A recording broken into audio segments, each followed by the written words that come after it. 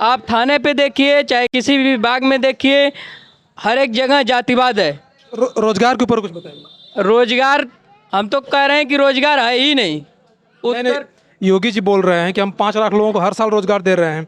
मोदी जी बोल रहे हैं कि हम 2 करोड़ को रोजगार दे रहे हैं। उस पर आप कुछ मोदी जी रोजगार नहीं दे रहे हैं, मोदी रोजगार ले रहे हैं, क्योंकि पकौड़ा तलने की जो बात करते हैं, सब लोग पकौड़ा तल नहीं पाएंगे। और जिनकी इच्छा है कि हम पकौड़ा तल लें, उनके पास पैसा नहीं है आज के डेट में खाने के लिए।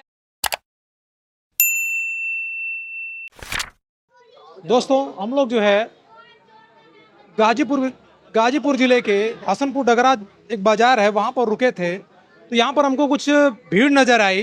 तो यहाँ पर जनता क्या राय लेते हैं कि आगामी चुनाव में उनके क्या विचार हैं।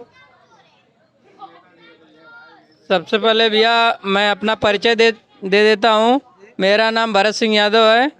मैं आम आदमी पार्टी सैदपुर विधानसभा अध्यक्ष हूँ। और मैं आपको बता देना चाहता हूँ कि बीजेपी की सरकार में प्रत्येक आदमी त्रस्त है। किस क्षेत्र में तरस? हर क्षेत्र में त्रस्त है, क्योंकि 5 किलो राशन की तो बात होती है, लेकिन और सुविधाओं को नहीं देखा जाता है। जैसे गैस सिलेंडर हुआ और बिजली हुई, बिजली बिल बढ़ रही है, वो नहीं दिखाएंगे मोदी जी, योगी जी। और जितने भी ज़मीनी विवाद हैं, जो भी घटनाएं कहीं पर भी हो रही है, उस पर कोई ध्यान नहीं है।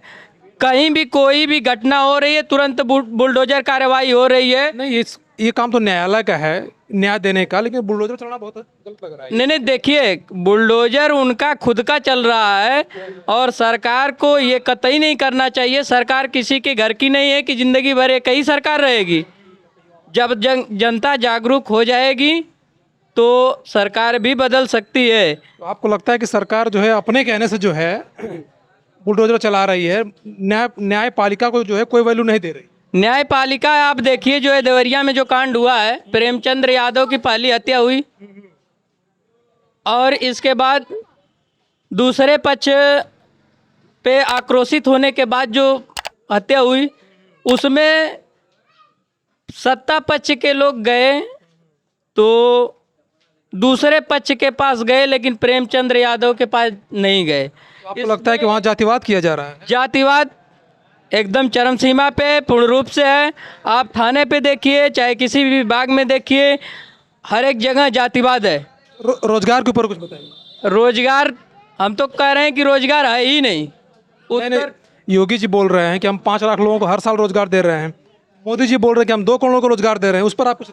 मोदी जी रोजगार नहीं दे रहे हैं, मोदी रोजगार ले रहे हैं, क्योंकि पकौड़ा तलने की जो बात करते हैं, सब लोग पकौड़ा तल नहीं पाएंगे। और जिनकी इच्छा है कि हम पकौड़ा तल लें, उनके पास पैसा नहीं है आज के डेट में खाने के लिए आदमी परेशान है। मोदी योगी जी मस्त हैं, आम जनता को कोई राहत नहीं। तो जो भर्तियां की जा रही हैं, सुन में आ रहा है उसमें बहुत सारे घोटाले हो रहे हैं।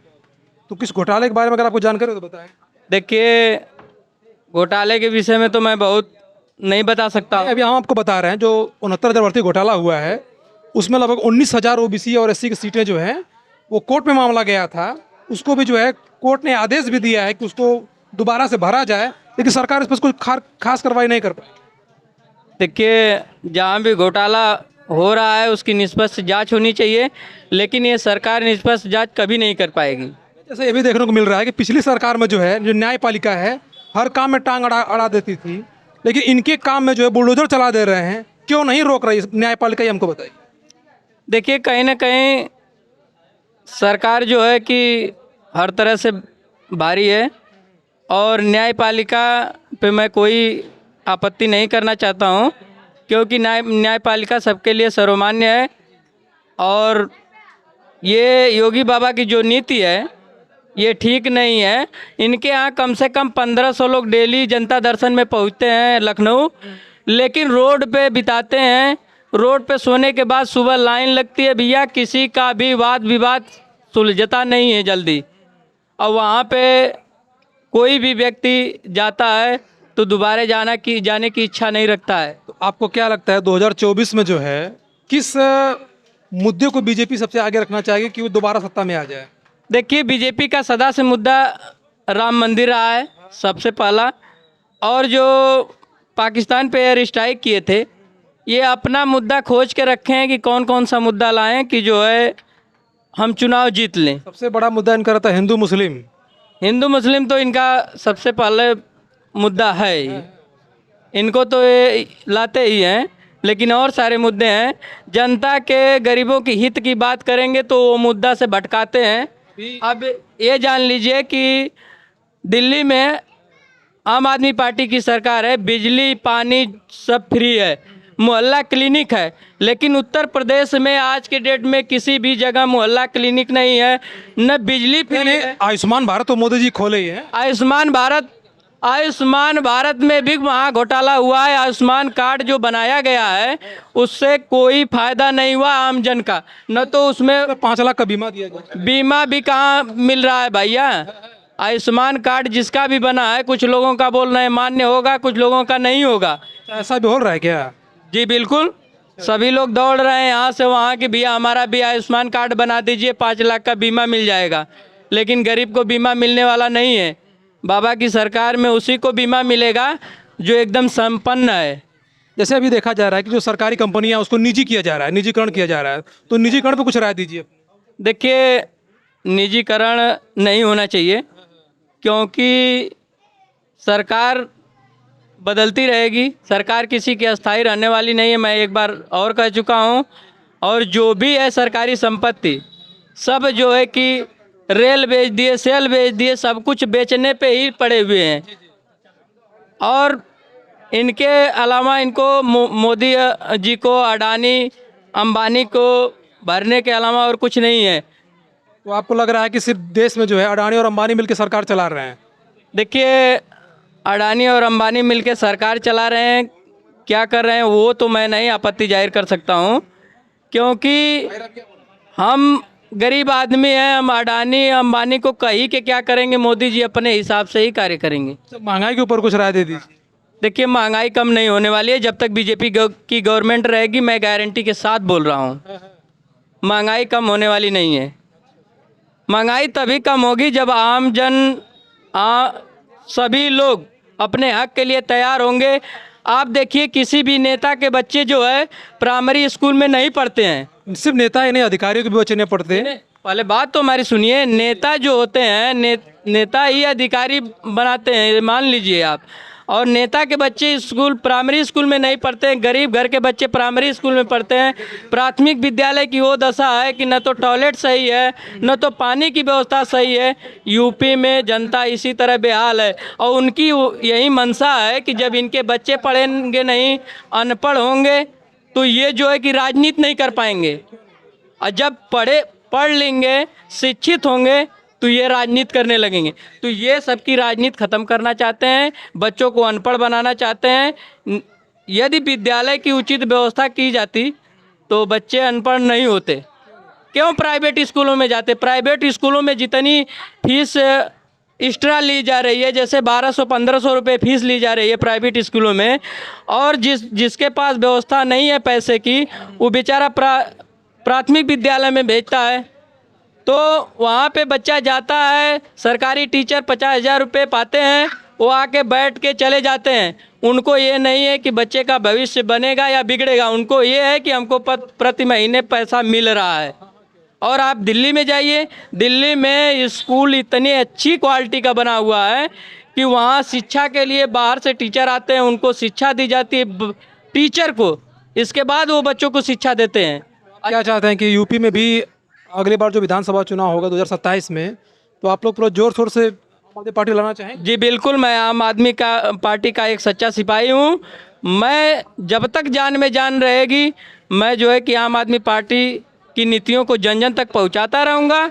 और जब जनता के बीच ये सारी बातें पहुँच जाएगी, हर एक इंसान इच्छुक होगा, तो बदलाव तय है। अखिलेश यादव जी ने बहुत सारे काम किए थे। देखिए, अखिलेश यादव जी के कामों को दिखाते हुए केवल फीता काट के योगी जी ने अपना काम बता दिया। ये जनता भी जानती है, अखिलेश यादव जी ने भी बढ़िया काम किया। अच्छा, योगी जी जो और मोदी जो है, नाम बदलने का बहुत प्रचलन है। अभी इलाहाबाद का नाम बदल के प्रयागराज किया गया है, और जिलों का नाम बदला जा रहा है, उस पर क्या? देखिए, किसी भी जगह का नाम बदलने से वहाँ के गरीबों का कल्याण तो होगा नहीं। हमको नाम बदलने से कुछ मिलने वाला नहीं है।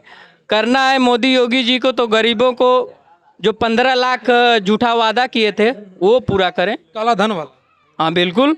नहीं, सुनने में ये आ रहा है कि जो लोग बीजेपी में चले जा रहे हैं, जो काला धन है वो नारंगी धन हो जा रहा है, ऐसा कुछ है? भैया एक बीजेपी में मोदी वॉशिंग पाउडर निकला है, वो बीजेपी पार्टी में शामिल होते ही उस वॉशिंग पाउडर में क्लीन हो जाता है। उसके ऊपर जितने हत्या मुकदमा जो भी होता है सब हट जाता है।